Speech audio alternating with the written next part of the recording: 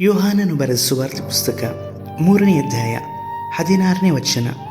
ಆತನು ಪವಿತ್ರಾತ್ಮದಲ್ಲಿಯೂ ಬೆಂಕಿಯಲ್ಲಿಯೂ ನಿಮಗೆ ಸ್ನಾನ ಮಾಡಿಸುವನು. ಕರ್ತನಲ್ಲಿರುವ ಪ್ರೀತಿಯ ದೇವಜನರೇ, ದೇವರಾಗಿರುವಂಥ ಯೇಸು ಕರ್ತನ ನಾಮದಲ್ಲಿ ನಾನು ನಿಮ್ಮನ್ನು ವಂದಿಸ್ತೇನೆ.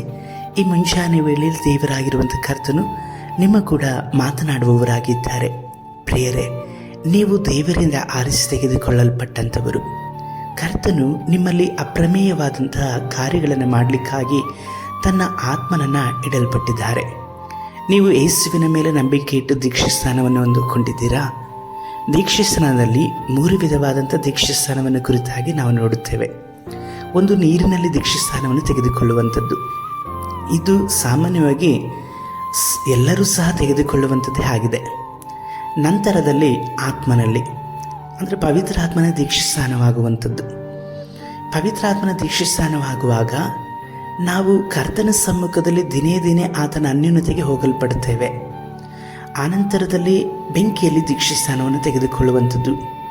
ಈ ಬೆಂಕಿಯ ದೀಕ್ಷಾಸ್ನಾನ ಅನ್ನುವಂಥದ್ದು ಕರ್ತನ ಮಾತುಗಳನ್ನು ನಾವು ಸ್ವೀಕರಿಸಿಕೊಂಡು ಯಾವ ಭಯಗಳಿಲ್ಲದಂತೆ ಅವರಿಗೋಸ್ಕರವಾಗಿ ನಾವು ಜೀವಿಸುವುದಕ್ಕಾಗಿ ಇರುವಂಥ ದೀಕ್ಷಾಸ್ನಾನ. ಈ 3 ದೀಕ್ಷಾಸ್ನಾನವೂ ಸಹ ನಮಗೆ ಅವಶ್ಯಕವೇ. ನೀರಿನ ದೀಕ್ಷಾಸ್ನಾನ ಎಲ್ಲರೂ ತೆಗೆದುಕೊಳ್ಳಬಹುದು. ಪವಿತ್ರಾತ್ಮನ ದೀಕ್ಷಾಸ್ನಾನ ಮತ್ತು ಬೆಂಕಿಯಲ್ಲಿ ದೀಕ್ಷಾಸ್ನಾನ, ಇದನ್ನು ದೇವರಾಗಿರುವಂಥ ಯೇಸು ಕರ್ತನಲ್ಲಿ ನಾವು ಕಾದುಕೊಂಡು ಹೊಂದಿಕೊಳ್ಳಬೇಕು. ಕರ್ತನು ತನ್ನಲ್ಲಿರುವಂತಹ ಅದೇ ಆತ್ಮನನ್ನು ನಮ್ಮ ಮೇಲೆ ಸುರಿಸುವವರಾಗಿದ್ದಾರೆ. ಆತನು ಬೆಂಕಿಯಾಗಿಯೂ ಆತ್ಮವಾಗಿಯೂ ಇದ್ದಾನೆ.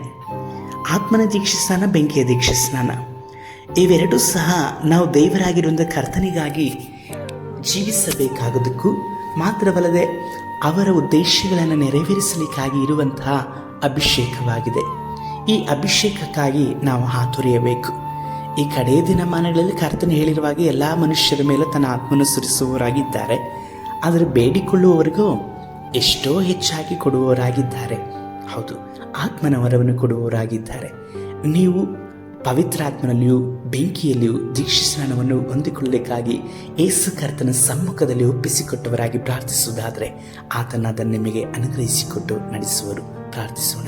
ಸರ್ವಶಕ್ತನಾದ ದೇವರೇ, ಆತ್ಮನಲ್ಲಿಯೂ ಬೆಂಕಿಯಲ್ಲೂ ದೀಕ್ಷಾಸ್ನಾನವನ್ನು ಹೊಂದಿಕೊಳ್ಳುವಂಥ ಅನುಭವ ಈ ಸಹೋದರನಲ್ಲಿ ಉಂಟಾಗಲಿ. ನಿಮ್ಮ ಕೃಪೆಯಿಂದ ಹಾಗೆ ನಡೆಸಿರಿ. ಯೇಸು ಕರ್ತನ ನಾಮದಲ್ಲಿ ತಂದೆಯೇ, ಆಮೇನ್.